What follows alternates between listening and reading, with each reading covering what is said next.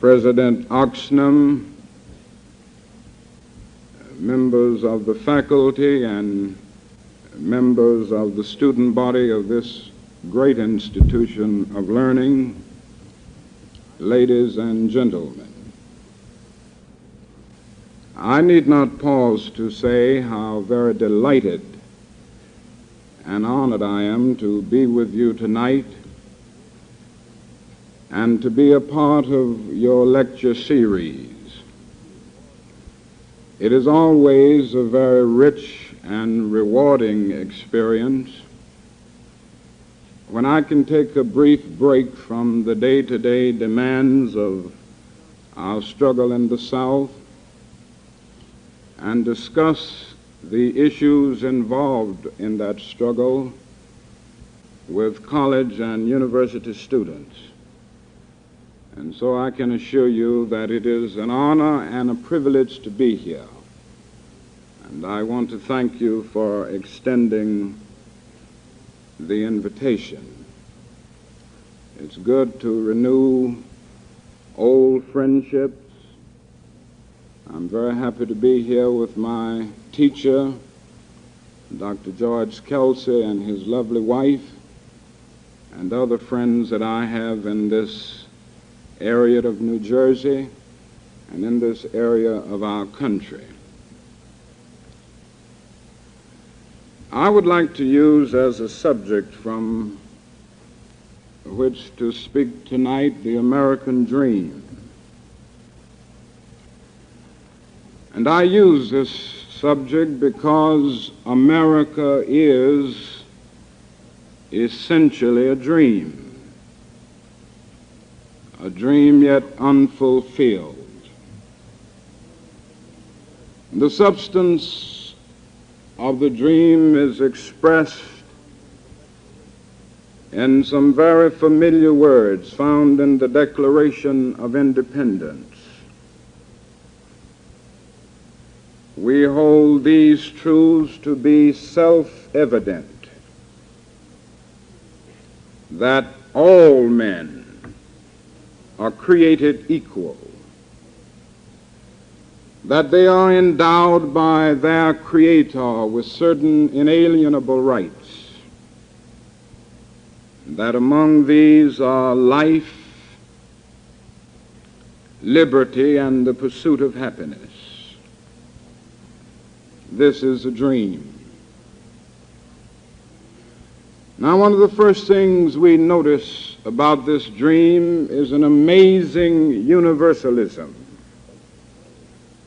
It does not say some men, it says all men. It does not say all white men, but it says all men, which includes black men. It doesn't say all Protestants, but it says all men, which includes Catholics. It doesn't say all Gentiles. It says all men, which includes Jews. And that is something else at the center of the American dream, which is one of the distinguishing points, one of the things that distinguishes it from other forms of government, particularly totalitarian systems. It says that each individual has certain basic rights that are neither derived from or conferred by the state. They are gifts from the hands of the Almighty God. Very seldom, if ever, in the history of the world has a socio-political document expressed in such profound, eloquent, and unequivocal language the dignity and the worth of human personality. But ever since the founding fathers of our nation dreamed this dream, America has been something of a schizophrenic personality, tragically divided against herself.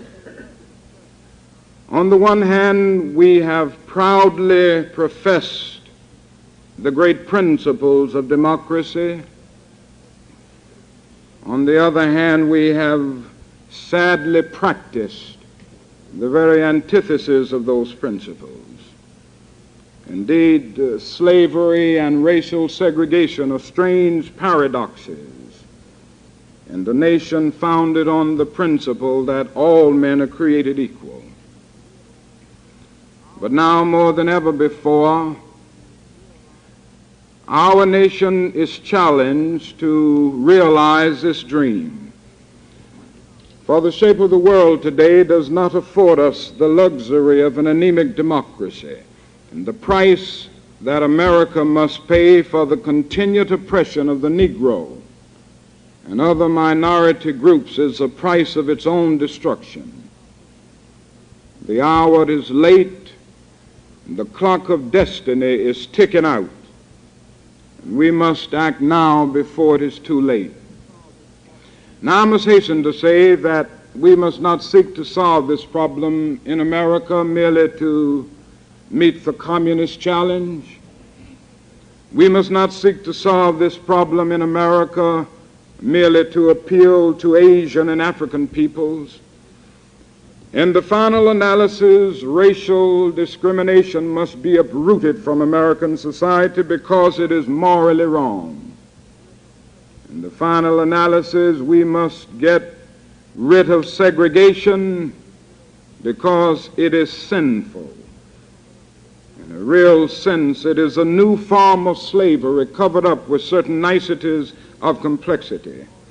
It is wrong to use the words of the great Jewish philosopher Martin Buber because it substitutes an I-it relationship for the I-thou relationship and relegates persons to the status of things. And so this problem must be solved not merely because it is diplomatically expedient, but because it is morally compelling. And so I would like to suggest some of the things that must be done in our nation if this American dream is to be realized. Some of the challenges that we face at this hour, and in facing the challenges, we will be able to bring this dream into full realization. I would like to start on the world scale, so to speak, by saying if the American dream is to be a reality, we must develop a world perspective. It goes without saying that the world in which we live is geographically one. And now more than ever before, we are challenged to make it one in terms of brotherhood. Now it is true that the geographical oneness of this age has come into being to a large extent through man's scientific ingenuity. Man, through his scientific genius, has been able to dwarf distance and place time in change. And our jet planes have compressed into minutes distances that once took weeks and even months. I think Bob Hope has adequately described this new jet age in which we live. He said it is an age in which it is possible to take a non-stop flight from Los Angeles, California to New York City, a distance of some 3,000 miles. And if on taking off in Los Angeles you develop hiccups, you will hick in Los Angeles and cup in New York City. You know, it is possible because of the time difference to take a jet flight from Tokyo, Japan on Sunday morning and arrive in Seattle, Washington on the preceding Saturday night. And when your friends meet you at the airport and ask when you left Tokyo, you will have to say, I left tomorrow. This is the kind of world in which we live. Now, this is a bit humorous, but I'm trying to laugh a basic fact into all of us. And it is simply this: through our scientific genius, we have made of this world a neighborhood. And now, through our moral and ethical commitment, we must make of it a brotherhood. We must all learn to live together as brothers, or we will all perish together as fools. This is the challenge of the hour. No individual can live alone. No nation can live alone. somehow we are interdependent. I remember an experience that I had just a few years ago. Mrs. King and I had the privilege to journey to that great country known as India. I never will forget the experience of meeting and talking with the great leaders of India, meeting and talking with thousands and thousands of people in the cities and villages all over that vast country. These experiences will remain meaningful and dear to me as long as the cords of memory shall lengthen. But I must say to you that there were those depressing moments. How can one avoid being depressed when he sees with his own eyes evidences of people by the millions going to bed hungry at night? How can one avoid being depressed when he sees with his own eyes thousands of people sleeping on the sidewalks at night, no houses to go in, no beds to sleep in? How can one avoid being depressed when he discovers that out of India's population of more than 400 million people, some 375 million make an annual income of less than $80 a year, and most of these people have never seen a doctor or a dentist? As I noticed these conditions, something within me cried out, can we in America stand idly by and not be concerned? And an answer came, oh no. Because the destiny of the United States is tied up with the destiny of India and every other nation. And I started thinking about the fact that we spend millions of dollars a day in America to store surplus food. And I said to myself, I know where we can store that food free of charge. In the wrinkled stomachs of the millions of God's children in Asia and Africa and South America and even our own country who go to bed hungry at night. It may well be that we've spent far too much of our national budget establishing military bases around the world rather than bases of genuine concern and understanding. All I'm saying is simply this, that all life is interrelated. And we are caught in an inescapable network of mutuality, tied in a single garment of destiny. Whatever affects one directly affects all indirectly. For some strange reason, I can never be what I ought to be until you are what you ought to be, and you can never be what you ought to be until I am what I ought to be. This is the interrelated structure of reality. John Donne caught it years ago and placed it in graphic terms. No man is an island entire of itself. Every man is a piece of the continent, a part of the main. And he goes on toward the end to say, any man's death diminishes me because I am involved in mankind. Therefore never sin to know for whom the bell tolls, it tolls for thee. I think this is the first challenge, and it is necessary to meet it in order to move on toward the realization of the American dream, the dream of men of all races, creeds, national backgrounds, living together as brothers. If the American dream is to be a reality, secondly, we must get rid of the notion once and for all that there are superior and inferior races. This idea still lingers around in some situations and in some circles. Certainly the intellectual disciplines, the anthropological sciences have made it very clear that there is no truth in this. Great anthropologists like Ruth Benedict, Margaret Mead, the late Melvin Herskovits, and others have made it clear that as a result of their long years of study in these various areas, there is no truth in the idea of superior and inferior races. There may be superior and inferior individuals academically within all races, but there are no superior and inferior races. But in spite of this, the notion still lingers around. There was a time when people tried to justify this or tried to give some validity to this argument by turning to the Bible. And there again, it is a strange thing to see how individuals will use or misuse the Bible and religion to justify their prejudices and crystallize the status quo. And so from some pulpits around the nation it was argued that the Negro was inferior by nature because of Noah's curse upon the children of Ham. The Apostle Paul's dictum became a watchword, servants, be obedient to your master.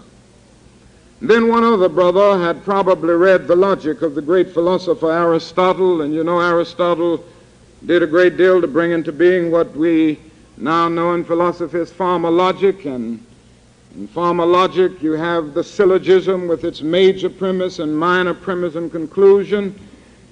And this brother decided to put his argument of the inferiority of the Negro in the framework of an Aristotelian syllogism.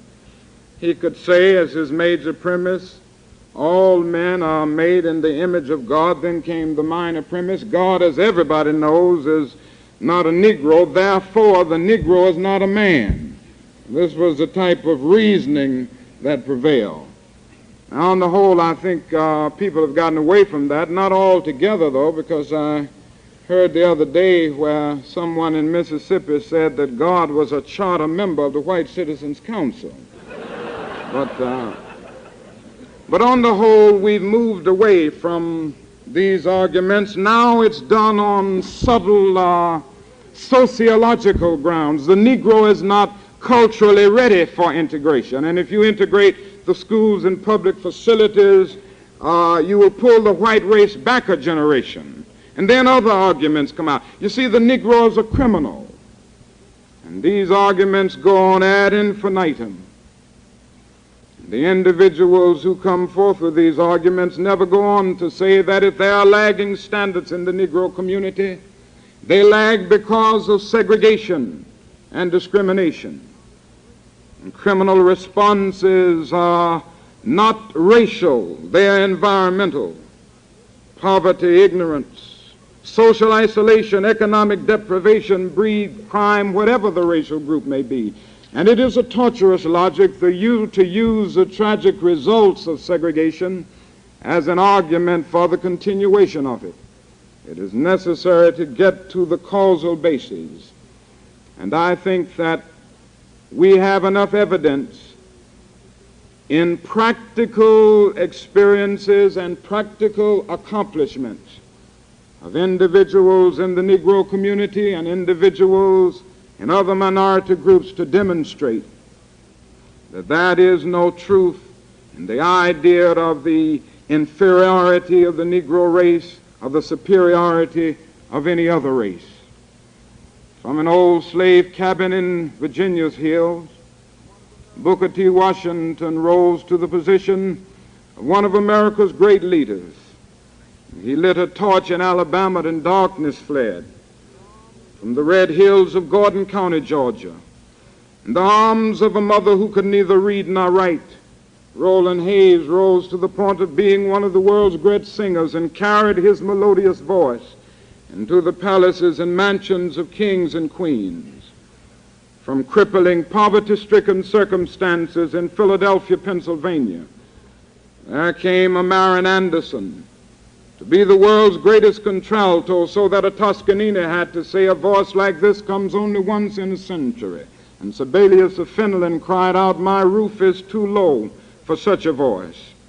From difficult, crippling, oppressive circumstances, George Washington Carver rose up and carved for himself an imperishable niche in the annals of science.